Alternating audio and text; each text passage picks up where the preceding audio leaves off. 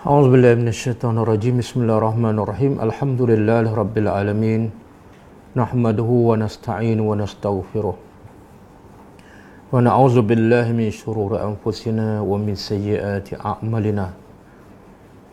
May yahdihillahu fala mudilla lahu wa may yudlil fala hadiya lahu. Asyhadu an la ilaha illallah wahdahu la syarika lahu. Wa asyhadu anna Muhammadan abduhu wa rasuluh. Subhanaka la ilma lana illa ma 'allamtana innaka antal alimul hakim. Allahumma 'allimna ma yanfa'una wanfa'na bima 'allamtana wa zidna ilma.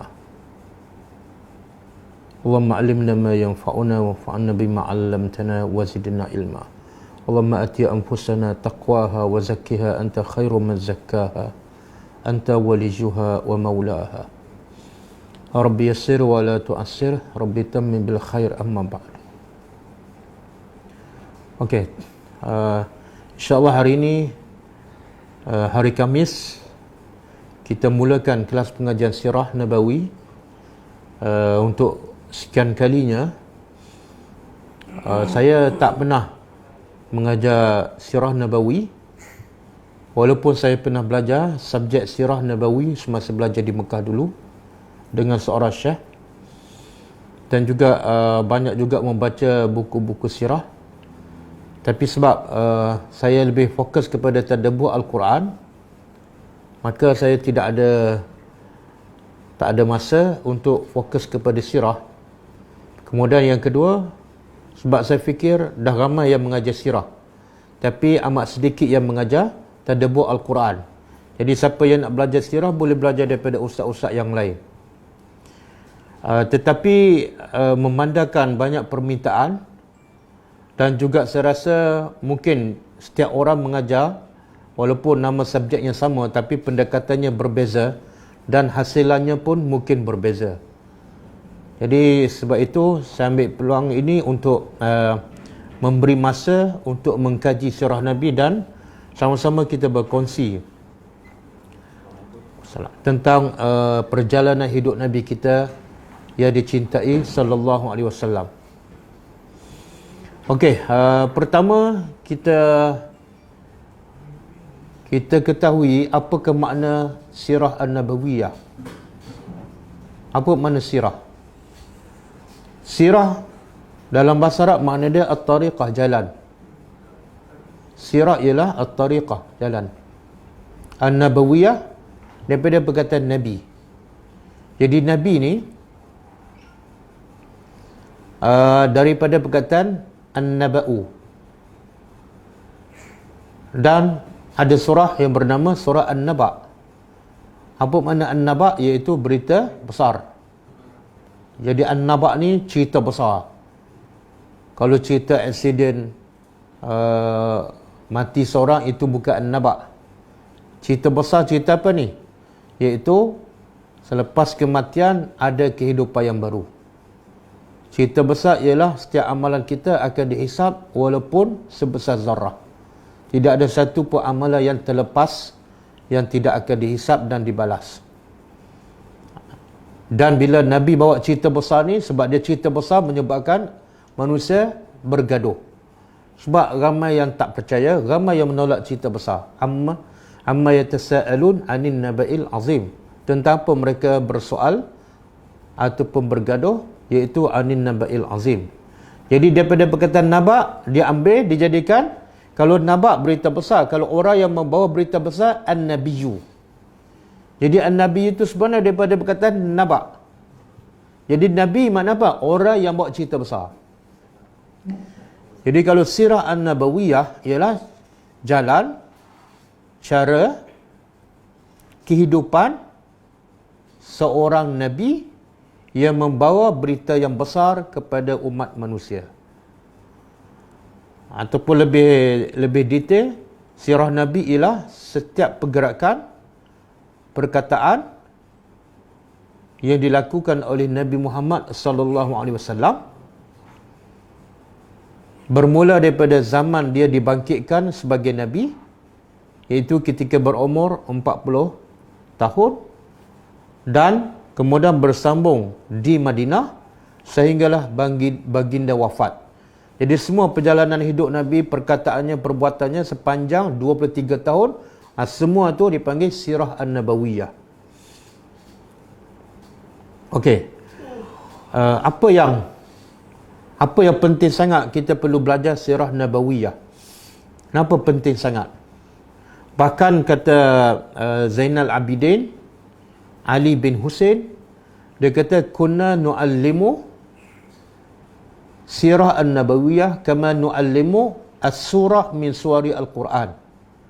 Kami mengajar sirah Nabi kepada anak-anak, kepada orang ramai, sama sebagaimana kami mengajar surah daripada surah-surah Al-Quran. Menunjukkan apa? Maksud dia apa tu?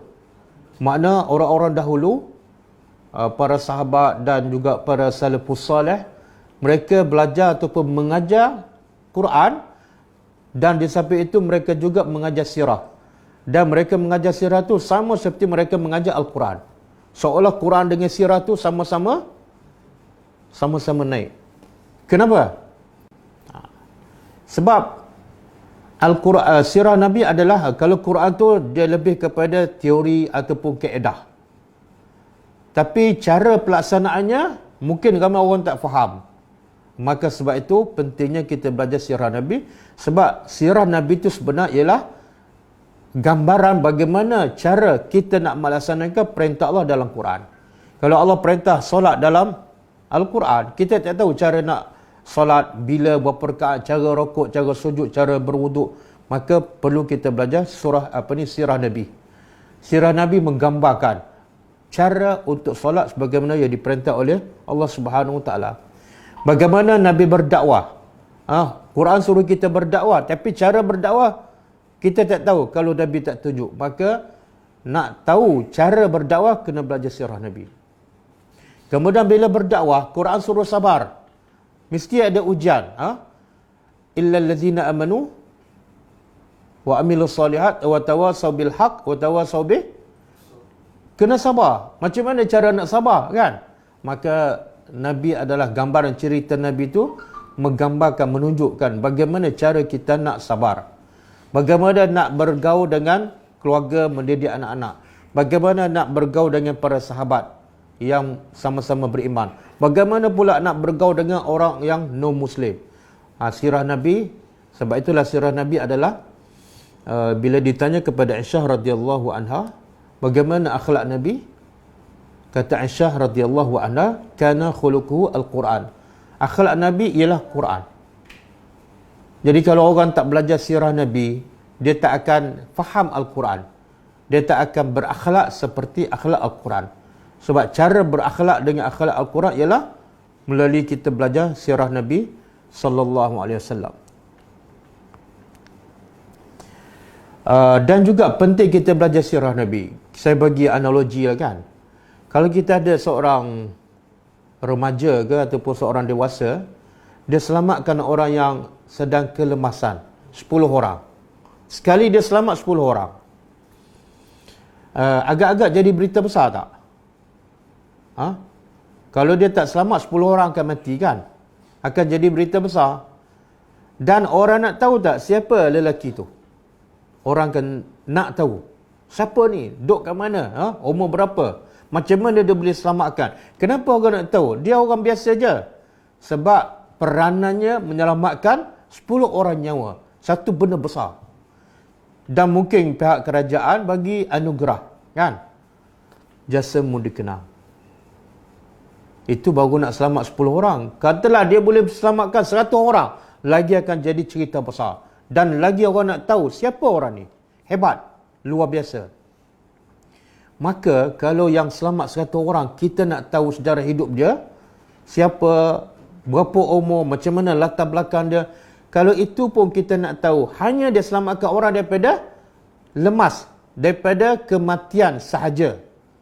Maka Nabi ni bukan nak selamat orang daripada kematian, tapi nak selamat manusia daripada dibakar dalam neraka. Dan bukan seorang, bukan 100 orang, bukan 1000 orang. Nabi nak selamatkan semua. Maka tak kalah orang macam Nabi ni, kita tak ingin tahu siapakah dia, bagaimana latar belakang dia, bagaimana sejarah dia, bagaimana akhlaknya. Kalau kita tak nak tahu orang macam Nabi ni, maka kita memang orang yang buta hati, orang yang keras hati, dan orang yang tidak ada rahmat dalam hati. Jadi kalau orang jasanya besar, logiknya kita nak tahu siapa orang ni, bagaimana dia boleh selamatkan orang, sangat baik hatinya, maka orang macam Nabi tidak ada tolak bandingnya. Nabi bagi contoh, aku dengan umat ni seperti api yang dinyalakan, kemudian di waktu malam datang kelkatu yang begitu banyak. Kelkatu adalah antara binatang yang bodoh kan. Semua binatang tak ada cerdik, tapi yang paling bodoh juga ialah kelkatu. Sebab apa? Bila dia tengok cahaya, dia tak tahu itu api, maka dia akan terjun, kan? Jadi kerja Nabi duduk tepi api buat apa? Selamatkan sebanyak mungkin kelkatu daripada jatuh dalam api. Jadi Nabi itu adalah Rasulullah penyelamat, dan kelkatu itu adalah umatnya. Walaupun ramai yang umat dia jahil yang akan masuk neraka, kerja Nabi apa dah? Tahan, jangan masuk, dengan mengajar, mendidik dan memberi petunjuk. Jadi betapa besarnya tugas Nabi, berapa besarnya jasa Nabi, yang menyebabkan kalau kita nilai jasa Nabi, kita wajib mempelajari sirah Nabi SAW. Yarhamkallah. Okey. Dan saya nak sebut beberapa poin lah pentingnya belajar sirah Nabi SAW.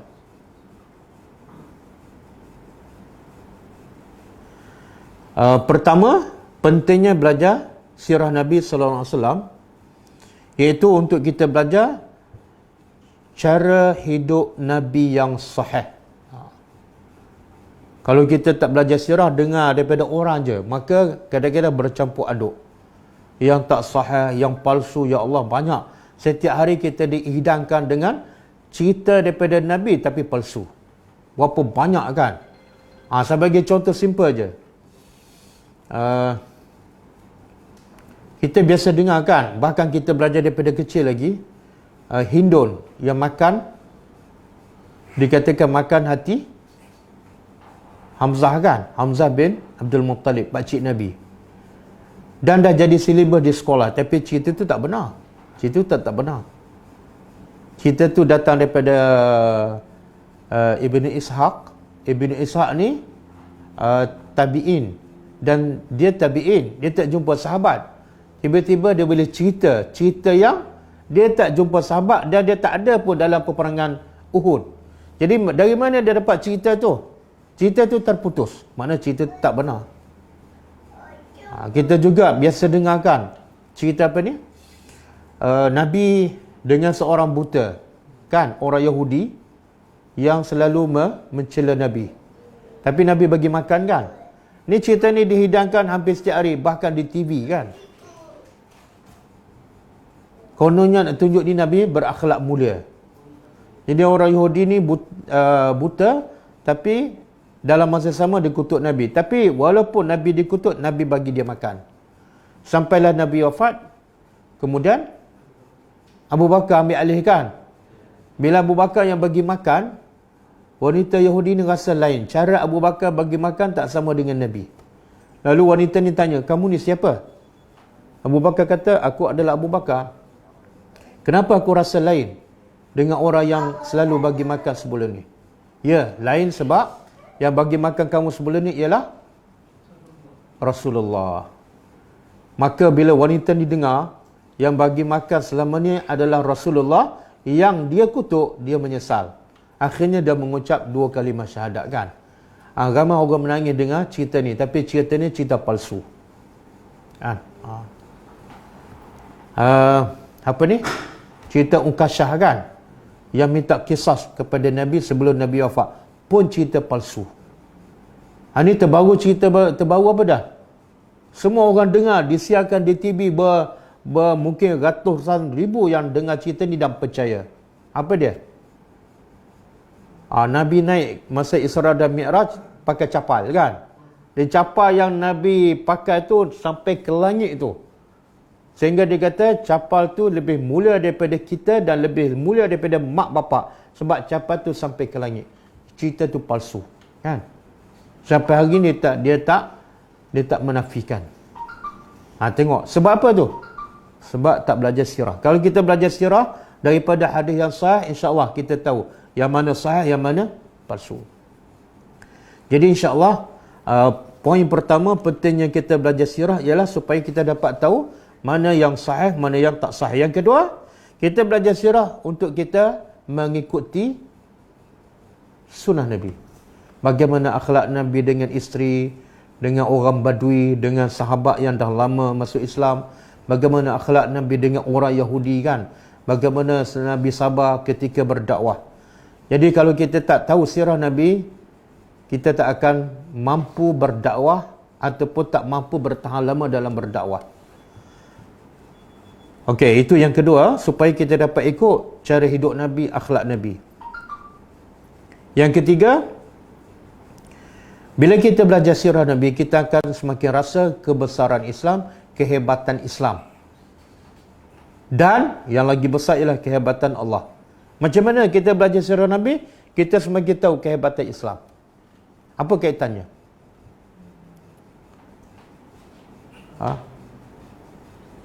Ramai orang tahu Islam tersebar daripada Mekah dan tersebar seluruh dunia. Tapi ramai yang tak tahu bagaimana Islam tersebar dan berapa tempoh, berapa lama Islam tu tersebar. Kan? Ramai orang tak tahu kalau dia tak belajar sirah. Tapi bila dia belajar sirah, oh, rupa-rupanya Islam disebar oleh Nabi daripada zero, kosong. Mekah semuanya penuh dengan berhala 360 dan seorang pun tak beriman. Nabi seorang yang bawa Islam dan hanya Nabi ambil masa 23 tahun sahaja, maka Islam tersebar seluruh dunia. Baru kita nampak, ya Allah, hebatnya Islam. Kalau betul cara, sebenarnya Islam boleh tersebar tanpa memerlukan masa yang lama. Tapi kalau kita tengok Islam tersebar ambil masa 150 tahun, kita tak rasa kehebatan Islam.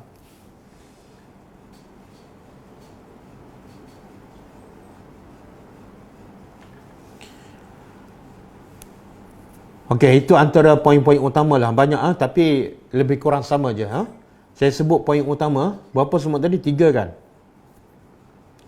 Okey, kita akan belajar. Saya akan banyak rujuk daripada kitab ni. As-Sirah An-Nabawiyah As-Sahihah. Karangan Dr. Akram Dia Al-Umari. Dia asalnya orang Iraq. Tapi mengajar, setelah dia mengajar di Iraq, dia mengajar di Universiti Islam Madinah.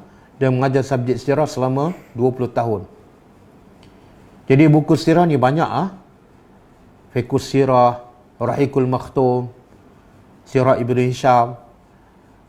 Tapi kebanyakan buku sirah, ini kata ulama lah, bercampur. Ada yang sahih, ada yang tak sahih. Jadi supaya kita hanya belajar yang sahih, saya ambil buku ni lah. Sebab buku ni dia tapis Sirah Nabi yang sahih. Mana yang tak sahih ataupun tak ada dalil, dia buang. Bahkan ada setengah orang dia kata, kalau kita ambil, ada seorang ustaz saya, Syekh Munir Ghadban, dia ada tulis buku Sirah Al-Fiqh Al-Haraki li Sirah An-Nabawiyah. Saya pun pernah belajar dengan dia dan buku dia memang bercampur. Bila saya bagi tahu ada Syekh ni tulis buku yang sahih saja, apa jawapannya? Dia kata kalau kita tulis buku sirah yang sahih saja, cerita tak lengkap. Cerita jadi tak lengkap. Maka untuk melengkapkan cerita, dia terpaksa campurkan dengan yang tak sahih. Tak apalah. Semoga apa yang kita belajar ni insya-Allah semuanya yang sahih saja dan kita tidak akan didendangkan dengan benda-benda yang palsu ataupun yang dhaif, insya-Allah. Okey. Jadi sebelum kita mula, saya nak huraikan 2 ayat ni yang menceritakan pentingnya kita belajar sirah An-Nabawiyah. Pentingnya kita belajar sirah Nabi berdasarkan daripada ayat-ayat Al-Quran yang Allah turunkan dalam kitabnya.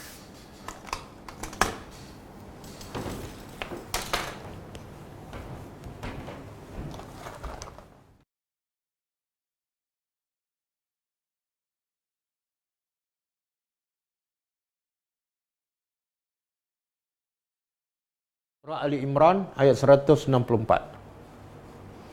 Auzubillahi minasyaitonirrajim. Laqad. Bila sebut laqad ni, kata ahli tafsir, sebelum dia ada wallahi, sumpah. Tapi tak disebut wallahi. Jadi terjemahan dia, demi Allah. Lam, pasti. Qad, sesungguhnya.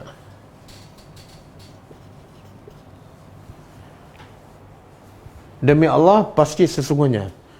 Jadi berapa huruf penegasan?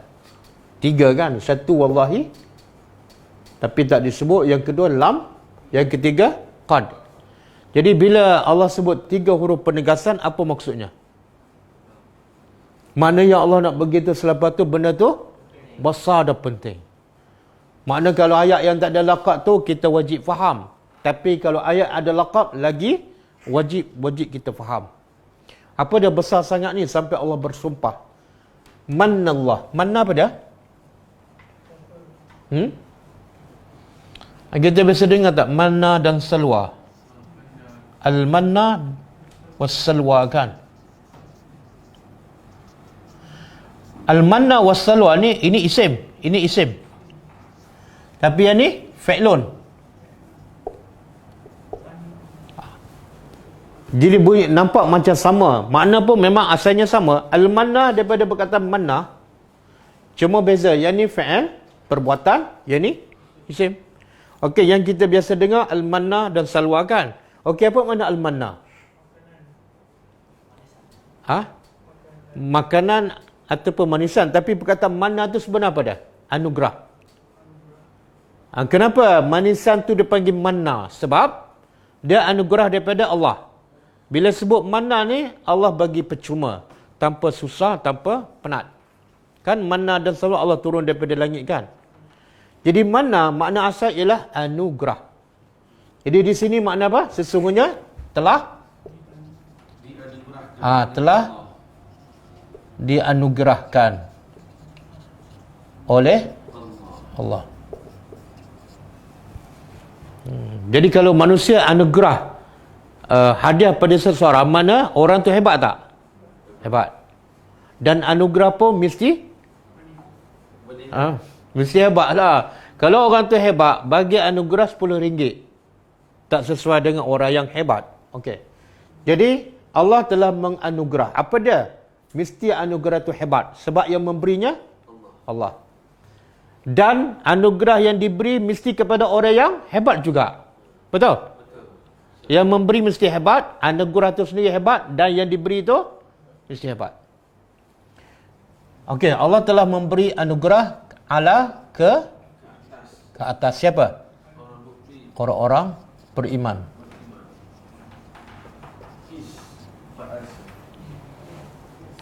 Maknanya anugerah ni adakah untuk semua orang? Saya nak tanya. Rasul ni untuk semua orang ke untuk orang beriman je? Semua orang. Semua orang kan? Tapi kenapa Allah sebut alal mu'minin? Kalau semua orang, Allah guna perkataan apa? Alal nas. Tengok anugerah. Kalau anugerah kepada manusia, mana anugerah tu tak sama. Tak ada nilai lah. Sebab bila sebut an-nas, ada tak orang kafir? Orang kafir patut tak diberi anugerah? Tak patut. Sebab tu anugerah mesti kepada orang yang hebat. Siapa? Orang beriman. Okey? Okey, sekarang kita nak tahu apa anugerah tu? Yang memberi Allah. Yang kena beri? Tak, orang beriman. Anugerahnya apa? Ini anugerahnya. Is ketika mana telah dia utuskan fihim kepada kamu ke mereka, him mereka, kepada mereka. Siapa mereka ni? Mukminin. Apa dia anugerah? Rasul. Seorang Rasul. Jadi sekarang anugerah apa dia? Rasul. Utusan. Okey? Dan rasul tu daripada siapa? Min anfusihim, dari kalangan kamu. Apa maksud daripada kalangan kamu? Apa dia? Satu tafsiran iaitu daripada jenis manusia. Rasul manusia diutus pun rasul manusia kan, dan diutus juga kepada manusia. Satu. Pendapat kedua daripada kalangan kamu iaitu rasul bangsa Arab dan diutuskan kepada orang Arab. Istimewa tak anugerah tu? Istimewa. Kalau Allah utuskan rasul daripada orang Jepun kepada orang Arab, istimewa tak anugerah tu? Dah, orang Arab rasa istimewa tak kalau Allah hantar orang Jepun sebagai rasul kepada mereka? Tak. Sebab apa? Bila bukan bangsa dia, dia rasa lain kan? Nak faham satu bab, kemudian kadang-kadang rasa asabiah. Okey. Jadi daripada kalangan mereka satu nikmat supaya mereka lebih mudah untuk memahami. Kemudian apa tugas rasul ni sampai dia menjadi satu anugerah? Yang kita nak belajar apa dia ni? Ni, peribadi rasul yang merupakan anugerah. Ini kita nak belajar sebab dia anugerah Allah. Apa tugas rasul? Yatlu. Sentiasa membaca. Alaihim, ke atas mereka. Ayatihi, ayat-ayatnya. Satu, tugas rasul baca ayat. Yang kedua, wa yuzakkihim, dan dia yuzaki. Bukan, kalau bagi peringatan tazkirah, yatazakkaru, menyucikan. Dan dia ini fi'il mudhari'. Kena faham bila Allah sebut yatlu fi'il mudhari', yuzakki fi'il mudhari', yu'allim fi'il mudhari'. Makna apa? Makna kerja Nabi tu membaca Quran, menyucikan umat dia sepanjang masa. Bukan part time. Dia mensucikan mereka. Kemudian wa yu'allimhum, dia mengajar mereka. Apa subjeknya? Subjeknya ialah Alkitab, Al-Quran. Wal hikmah, dan hikmah apa dia? As-sunnah. Kata Imam Syafi'i, kalau Al-Hikmah disebut dalam Quran selepas Alkitab, maka dia bermakna sunnah. Itu satu pendapat. Yang kedua, Al-Hikmah ialah, maksud dia ialah apa saja hikmah-hikmah yang ada dalam Al-Quran. Setiap ayat ada hikmah tak? Ada orang baca Quran, tahu ayat, tapi tak tahu apa hikmah.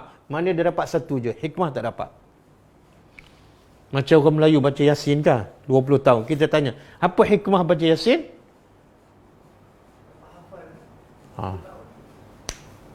Okey. Dan wa in kanu, dan apa dia? Sesungguhnya. Okey.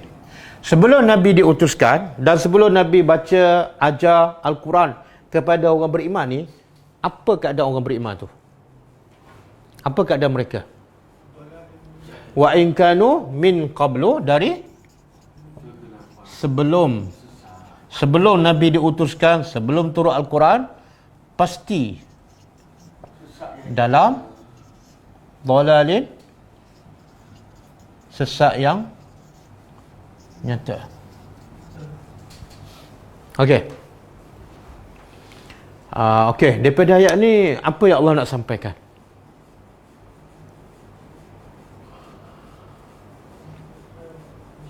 Ya? Kita nak belajar sirah kan? Kenapa nak belajar sirah? Ayat ni menjawab. Sebab sirah Nabi itu adalah anugerah. Makna benda yang paling mahal, bernilai. Untuk siapa? Orang beriman. Jadi kalau kita mengaku orang beriman, kita kena belajar sirah Nabi. Sebab dia adalah manna. Jadi antara Allah bagi manna dan salwa kepada Bani Israel, dengan Allah mana Al-Quran dan Rasul kepada umat dia? Yang mana lebih mahal? Al-Quran.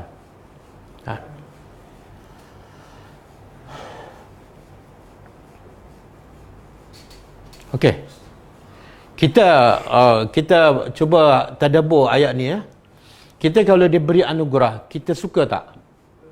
Katalah Fadil diberi anugerah tokoh Ma'al Hijrah tahun 2020 kan, dan dapat duit 30,000. Suka tak? Suka tak? Kalau tak suka ada masalah kan? Okey. Kemudian besok pula orang bagi tahu Fadil, okey Fadil, saya nak bagi pada awak satu buku sirah Nabi, dan saya nak buka kelas sirah Nabi khas percuma kepada awak. Yang mana Fadil lebih suka? Anugerah tokoh Mak Hijrah ke kelas sirah ni? Kenapa tu? Kenapa? Sebab apa tak gembira? Belajar sirah tak gembira? Dapat anugerah duit ke, naik pangkat ke, gembira? Kenapa?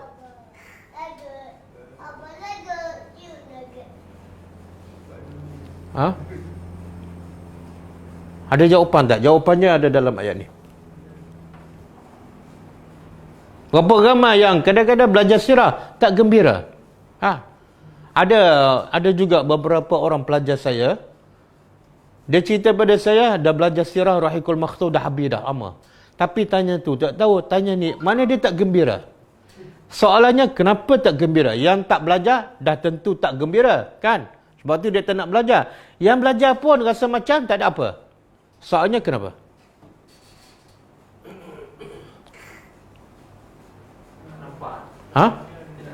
Jawapan ada dalam ayat ni.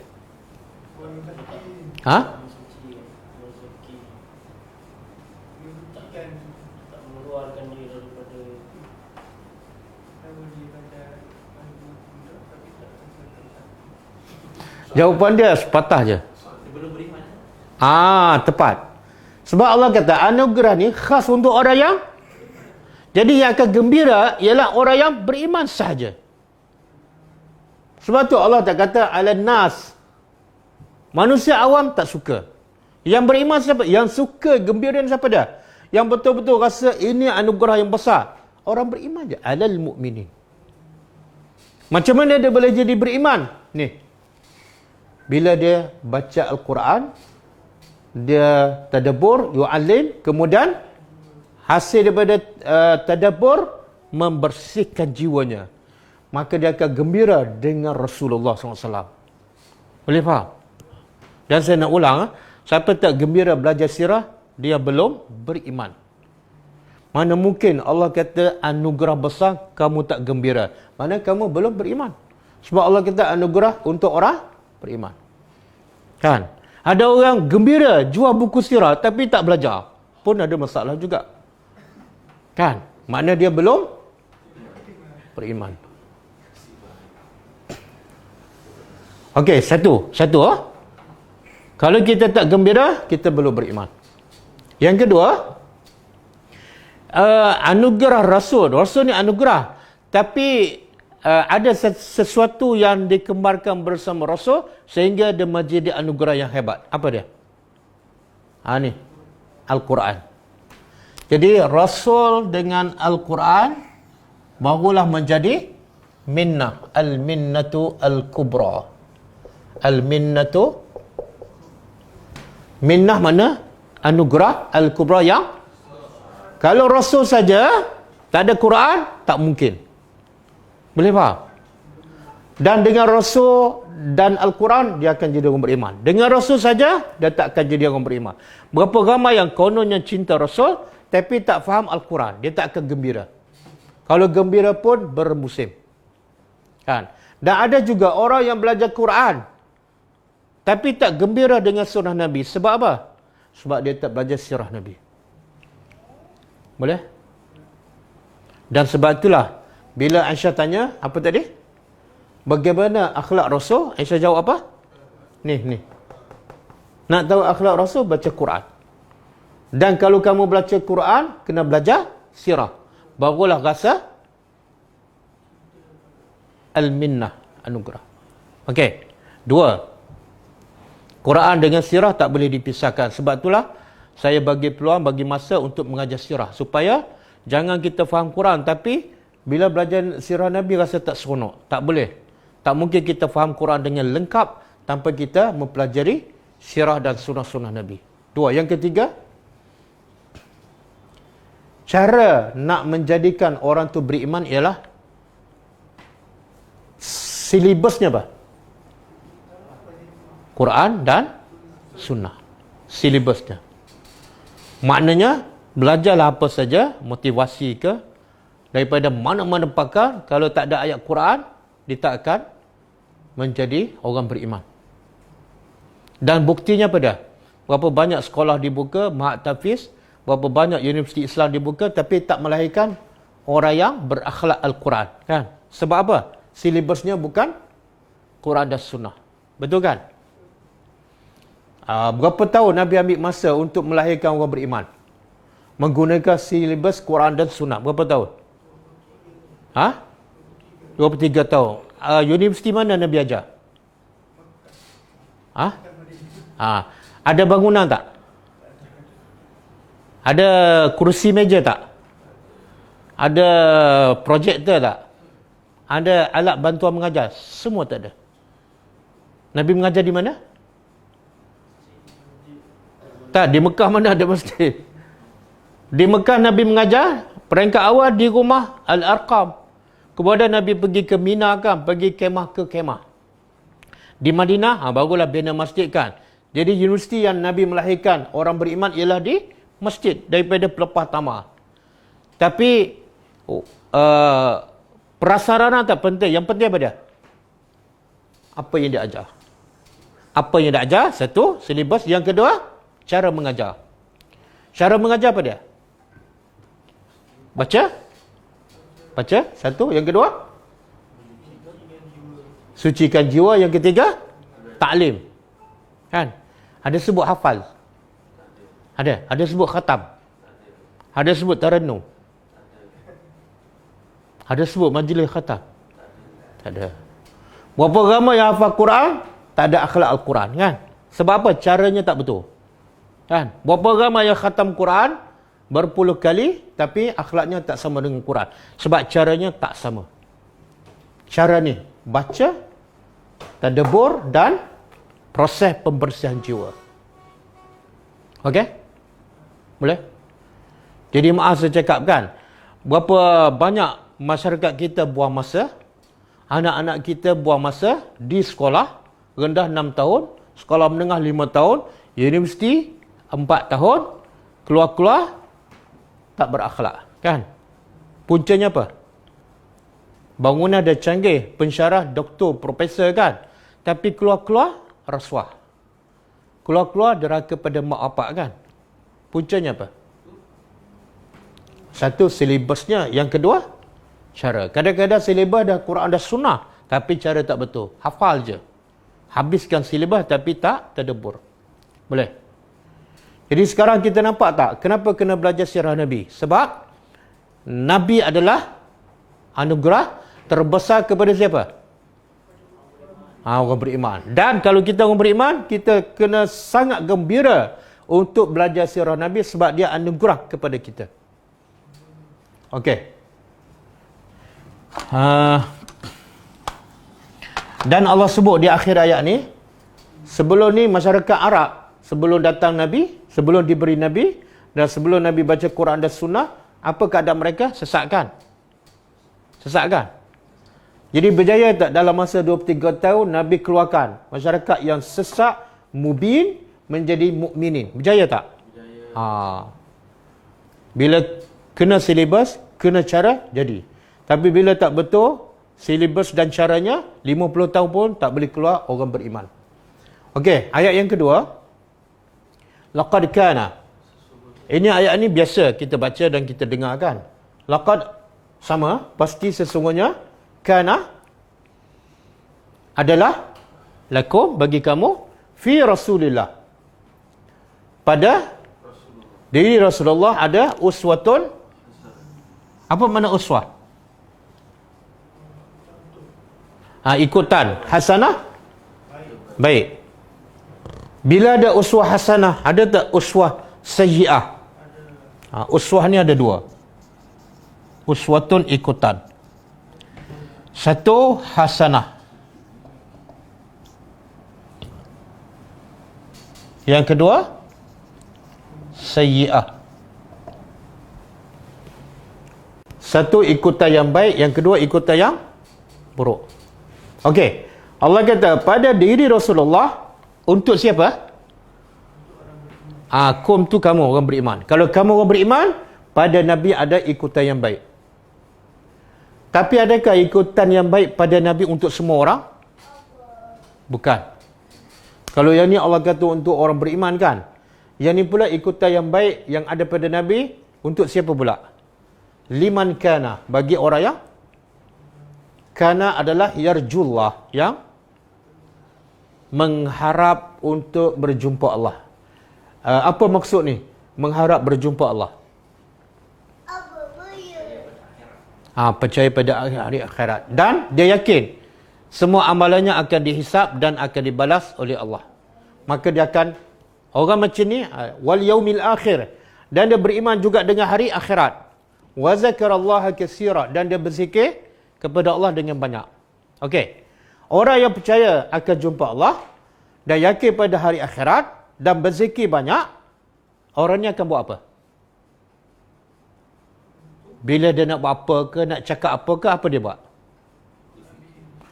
Dia akan pastikan perbuatan dia, perkataan dia ikut Nabi. Siapa ni? Yang ada tiga sifat ni. Satu, yakin akan jumpa Allah. Yang kedua, yakin ada hari pembalasan. Yang ketiga, okey. Makna terbaliknya, makna terbalik. Kalau dia nak buat apa-apa, dia tak kisah. Sama dengan Nabi ataupun tak kisah. Makna apa tu? Dia tak percaya akan jumpa Allah. Dia tak yakin pada hari akhirat. Dia zikir sikit-sikit je. Boleh faham? Awak ni kenapa makan tangan kanan? Kenapa makan tangan kiri? Kan Nabi makan tangan kanan. Alah, susahlah saya. Sah, orang ni memang tak percaya pada hari akhirat. Ustaz, saya hafal rukun iman. Saya hafal dengan percaya lain. Kalau percaya, apa tanda? Percaya pada hari akhirat dan percaya akan jumpa Allah. Apa tanda dia? Apa tanda dia? Apa saja dia nak buat, dia akan fikir, Nabi buat apa ni? Menguap. Kalau dia percaya ada hari akhirat akan jumpa Allah, bila menguap je dia ingat pada Nabi. Apa Nabi buat masa menguap? Tutup mulut. Dia bunyi suara tak? Kan?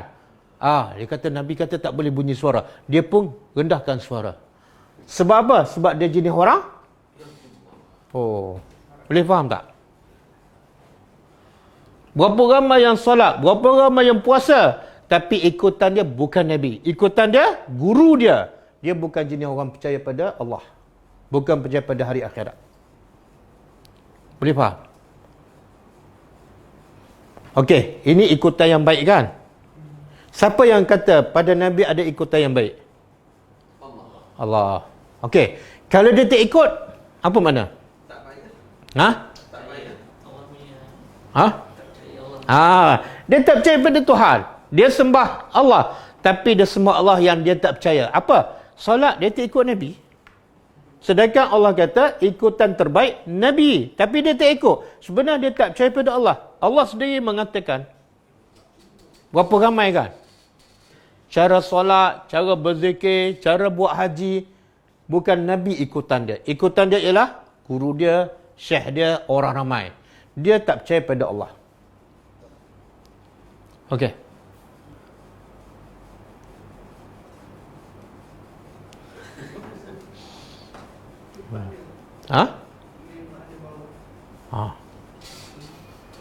Dia zikir sikit je. Sikit je.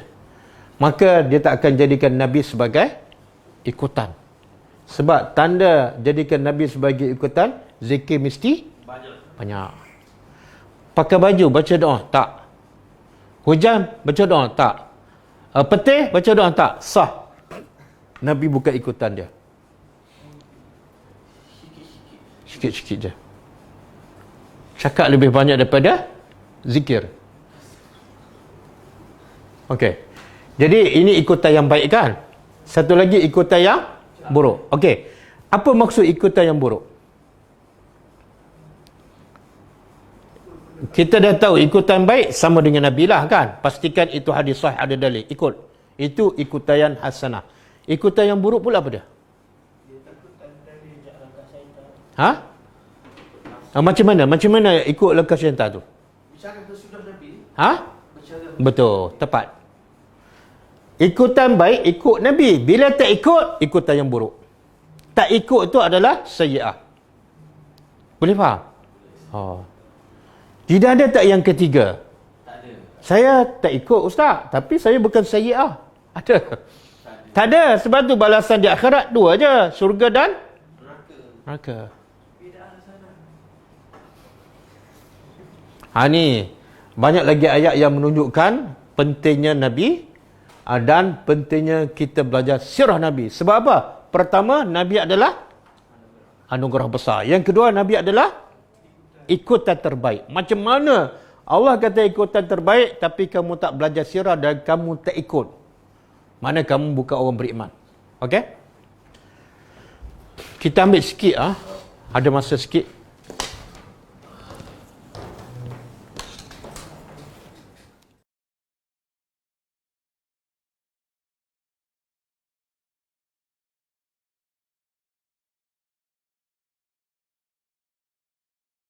Cek dulu.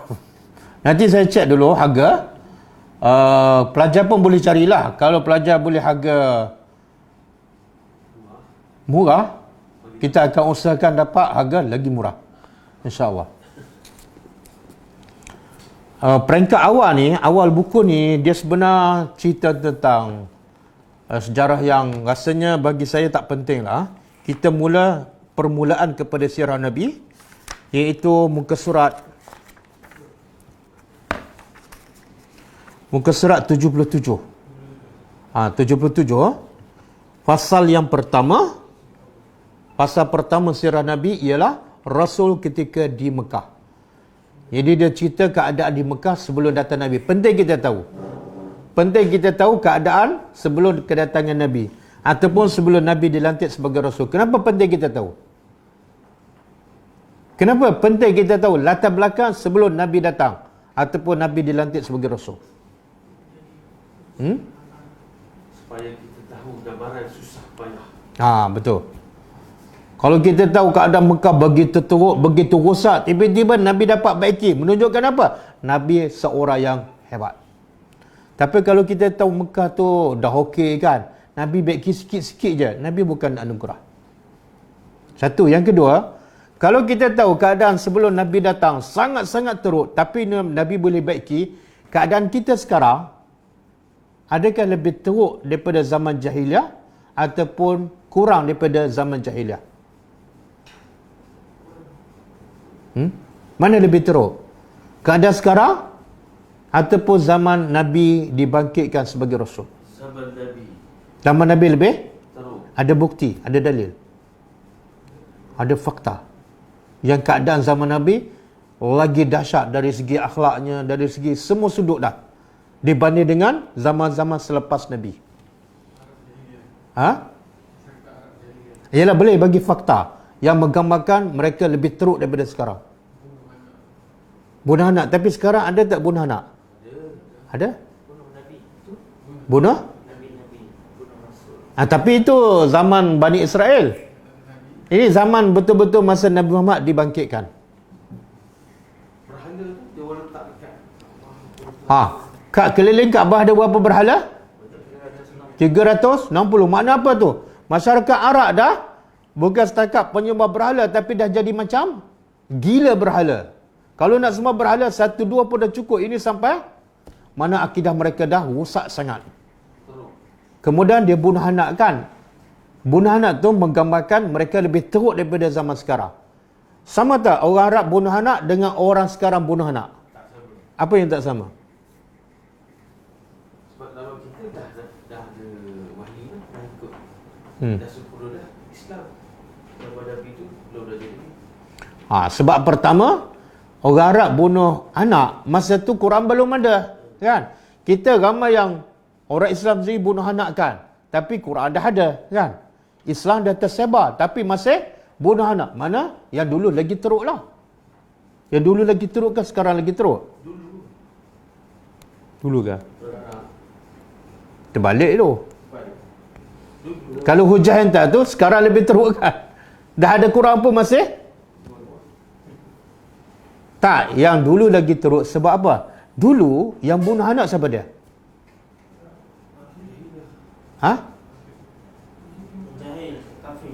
Yalah, yang membunuh tu siapa? Mak bapak dia sendiri. Dan hasil perkahwinan yang sah ataupun hasil penzinaan? Sah. Sekarang yang bunuh anak, mak bapak sendiri ke ataupun hasil pada penzinaan? Jadi mana yang lebih teruk? Sekarang bunuh anak sebab dia berzina, bukan perkahwinan yang sah. Jadi dia pun malu dia bunuh. Dulu zaman jahilah, dia berkahwin sah, dapat anak. Tapi dia bunuh sebab malu. Kalau ada anak perempuan menyebabkan rezeki tak luas, tak banyak kan. Jadi yang mana lebih dahsyat? Dululah. Sebab dia bunuh anak daripada perkahwinan yang sah. Tak sepatut dia bunuh. Tak sepatut dia malu. Dia bukan berzina. Kan? Satu. Yang kedua, mereka bunuh anak masa dalam kandungan ke, masa baru lahir ke, pergi letak kat surau ke, ataupun bila? Masa dilahirkan. Dia ada dua. Disebut oleh Syekh Qutb, dua cara dia bunuh. Pertama, bila isteri dia dah sarak, dah sampai tempoh untuk bersalin, apa dia buat? Dia bawa isteri dia ke padang pasir, dia korek lubang, kemudian dia suruh isteri dia duduk atas lubang tu. Kemudian dia lahirkan anak. Bila anak tu jatuh dalam lubang, dia tengok. Kalau perempuan, terus dia kambus. Dan bagi masyarakat Arab, itu bukan aib. Kan? Sekarang kalau orang bunuh anak sebab berzina, bagi masyarakat aib tak? Maknanya yang dulu lagi teruk. Dan cara kedua dia bunuh anak ialah dia biarkan anak tu besar 5 tahun ataupun 6 tahun. Kemudian dia pakai baju cantik-cantik, dia bawa pergi padang pasir, dia korek lubang. Anak dia dengan baju yang cantik tu sedang bermain. Bila dah siap lubang, dia panggil anak dia dekat lubang, dia tolak, terus dia kambus. Keras tak hati siapa ni? Bukan penzina, mak bapak sendiri. Makna zaman dahulu lagi teruk. Dan kita baca sirah, tempat pelacuran di Mekah, sembunyi-sembunyi ke secara terbuka? Ada tak lorong Haji Taib? Tak ada. Yang ada apa dia? Bendera. Bendera dia pacak bendera tempat pelacuran secara terbuka. Jadi siapa nak berzina, nak melanggar apa semua, terbuka, bukan satu benda yang aib. Tapi sekarang tempat pelacuran tertutup tak? Tertutup. Walaupun kita tahu di lorong mana kan? Tahu. Lorong Haji Taib. Itu gambaran apa? Bila masyarakat Arab, dulu lagi teruk. Bila masyarakat Arab sangat-sangat teruk, sangat rosak akhlaknya, tiba-tiba Nabi dapat tukar, menunjukkan apa? Nabi itu hebat. Perlu kita belajar sirah dia. Yang kedua, kalau zaman Nabi yang paling teruk pun boleh dibaiki dengan Al-Quran, zaman kita tak seteruk sana, maka boleh tak kita baiki? Boleh. Tapi kenapa tak terbaiki juga walaupun dah lebih 23 tahun? Cara salah. Itulah penting kita belajar sirah. Jadi salah orang mengatakan keadaan kita dah teruk dah, tak boleh buat apa. Ini orang tak faham sirah. Orang tak faham Quran. Okey? Masa dah habis? Jadi tak apalah, masa dah habis. Jadi buku ni kita baca minggu depan, insya-Allah. Dan insya-Allah minggu depan mungkin setiap pelajar dah ada buku lah. Buku terjemahan. Tapi bahasa Indon lah. Bahasa Indon. Saya akan cuba carikan dulu buku. Kalau dapat harga yang paling murah, lebih murah daripada pelajar, kita akan tolong cari dan kita akan jual. Pelajar boleh bagi nama lah. Ha? Siapa tak beli sambal bilis tu, cepat-cepat pada. Okey. Jadi cukup setakat ni ya. Ada soalan?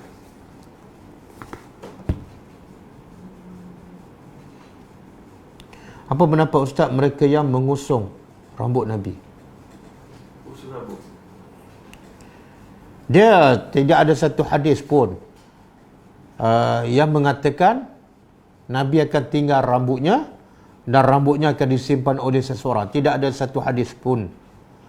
Jadi rambut yang disimpan, kononnya dia mendakwa rambut Nabi ke, pedang Nabi ke, kata ulama, semua orang boleh mendakwa. Tapi bukti yang mengesahkan itu rambut Nabi, itu pedang Nabi, tidak ada dalil. Itu satu. Tidak ada dalil. Yang kedua, tidak ada, kalau kita simpan rambut Nabi, tidak ada kelebihan. Ulama sepakat rambut Nabi, bahkan badan Nabi, bahkan air kencing Nabi pun, darah Nabi ada kelebihan. Tapi bila? Masa Nabi hidup. Bila Nabi dah wafat, kelebihan tu dah tak ada. Dah habis. Jadi kalau kita mendakwa apa-apa yang kononnya daripada Nabi dan ada kelebihan, bawa dalil. Bawa dalil. Kemudian yang ketiga, tak ada satu pun hadis yang menyebut ataupun menggalakkan umat Nabi supaya simpan anggota badan Nabi, rambut ke apa ke, tak ada satu dalil. Sebaliknya, begitu banyak dalil daripada Quran, daripada hadis yang memerintahkan supaya kita ikut sunnah Nabi, bukan simpan rambut Nabi, bukan simpan capal Nabi. Yang ada dalil begitu banyak daripada Quran dan hadis ialah memerintah kita supaya ikut sunnah Nabi. Dan yang ikut itulah yang akan dapat pahala dan ganjaran di sisi Allah Subhanahu wa taala. Wallahu alam. Mohon beri pencerahan surah Al-Maidah ayat 15. Setengah kaum percaya Nabi Muhammad dari cahaya. Dan ini sebenarnya pasal Nabi daripada cahaya tu memang tak betul, tak ada dalil, bercanggah dengan Quran. Quran kata Allahu nurus samawati wal ard. Allah bagi beritahu dia adalah seumpama cahaya, bukan Nabi. Jadi pasal Nabi ni daripada nur, daripada cahaya, memang tak ada dalil. Untuk lebih detail boleh buka YouTube lah. Daripada ustaz-ustaz tengok sendirilah.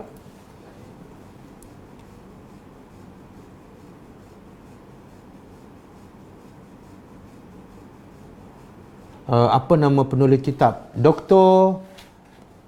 Akram Dia Al-Umari. Dr. Akram Dia Al-Umari. Muka surat yang bahasa Arab dan bahasa Melayu saya dah hantar. Saya post melalui grup Telegram. Murid online boleh kirim beli buku sirah. Boleh. InsyaAllah boleh. Bagi nama. Saya nak tengok harga pelajar dapat berapa. Kalau kita dapat harga sama dengan pelajar, pelajar beli sendirilah. Tapi kalau kita boleh tawarkan harga lebih murah daripada yang pelajar dapat, boleh beli dengan kita.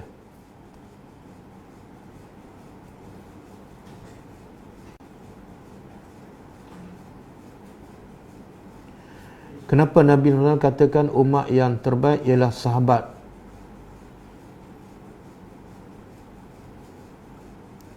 Dia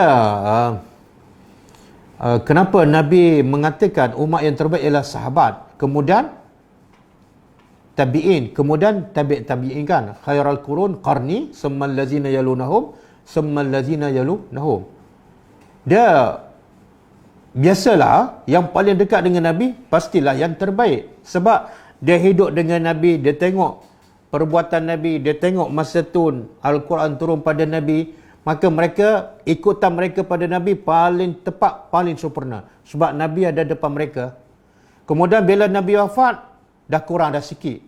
Tabi'in, dia tak jumpa Nabi, dia hanya ikut sahabat kan, maka semakin kurang dah sikit kualiti dia, sebab mereka ikut sahabat. Ada sahabat yang tak lengkap, ada sahabat yang tak sempurna ikut Nabi. Kemudian lepas tu tabi'in, semakin kurang dah. Sebab tabi'in ikut siapa? Bukan ikut sahabat. Ikut tabi'in yang mengikut sahabat. Jadi semakin kurang sempurna. Maka begitulah seterusnya. Wallahualam. Ada beza tak kitab sirah silam dengan kitab sirah baru? Oh, apa maksud sirah silam? Sirah yang lama. Dia beza dia mungkin dari segi bahasa, pendekatan. Kalau kita baca kitab-kitab sirah yang lama, Maghazi Ibn Ishaq, Sirah Ibn Hisham, kita jadi pening. Sebab dia terlalu detail, kemudian dia sebut sanak-sanak. Jadi akhirnya kita tak faham apa-apa.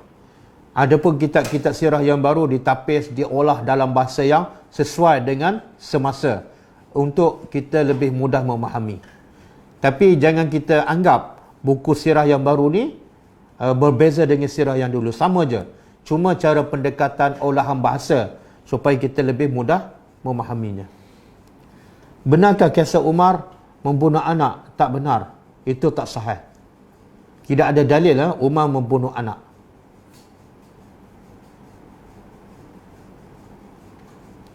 Nak order buku boleh bagi nama melalui bagi pada Izdiharuddin.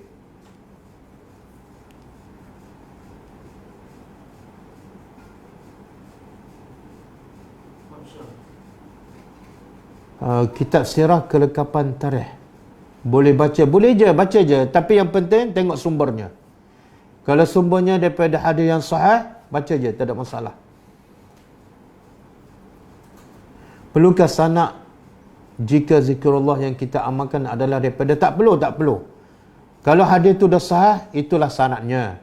Kadang-kadang dapat sanak daripada guru si fulan, guru pula dapat sanak. Tengok-tengok tak sahih, maka tak boleh pakai. Jadi ukuran dia bukan sanad, ukurannya sumber tu adalah sahih ataupun tak. Siapa yang mengatakan wajib ada sanad, bagi dalil. Bahkan Imam Syafi'i kata, kalau kamu jumpa hadis sahih, ambil. Imam Syafi'i tak pesan kalau jumpa hadis sahih dan ada sanad, ambil. Tak. Kalau jumpa hadis sahih, ambil. Sanad tu tidak wajib. Waktu Fir'aun, anak lelaki yang dibunuh, dan waktu Rasulullah anak perempuan dibunuh. Ya, betul lah. Sebab berbeza. Fir'aun bunuh anak lelaki sebab dia dapat berita anak lelaki Bani Israel akan bangkit untuk menjatuhkannya. Maka dia bunuh anak lelaki. Adapun orang masyarakat jahilah bunuh anak perempuan sebab bagi mereka anak perempuan tak membantu mereka untuk dapat rezeki. Dan kalau berperang, anak perempuan tak boleh membantu juga mereka pertahankan bangsa mereka. Jadi sebab berbeza. Siapa khalaf? Adakah kita perlu ikut khalaf? Khalaf ni makna yang terkemudian. Salaf makna yang terdahulu. Salafah telah berlalu. Khalaf belakang.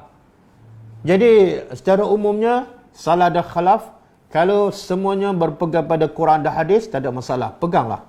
Jadi salaf tak penting, khalaf tak penting. Yang penting beda. Yang penting Nabi kata, kalau kamu pegang pada Quran dan hadis, kamu tak akan sesat selama-lamanya. Walaupun kamu daripada salaf ke, khalaf ke, itu bukan isu. Yang isu ialah apa yang kita pegang. Boleh saya join grup tadabbur, grup Telegram? Boleh je.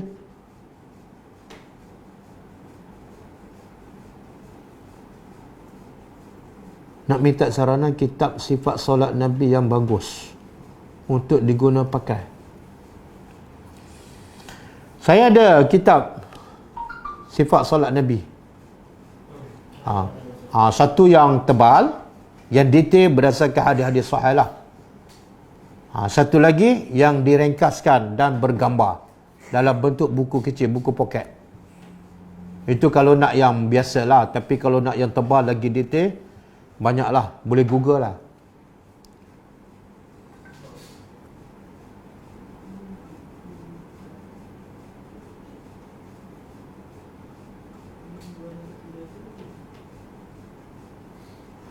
Ada biografi tentang kisah Nabi, tapi tidak ada satu pun tulis sallallahu alaihi wasallam.